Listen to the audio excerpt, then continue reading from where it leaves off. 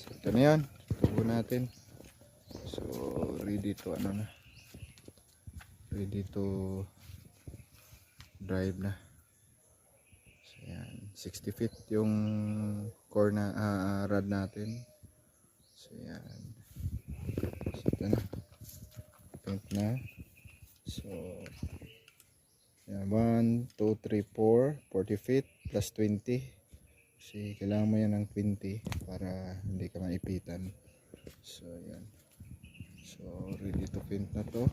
So yan,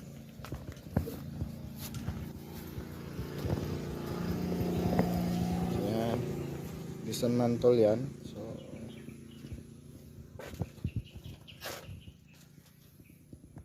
So ready to deliver. Magusan dali natin. So yan, so yes. So yan yung core natin, yung core natin yung kakain sa ilalim.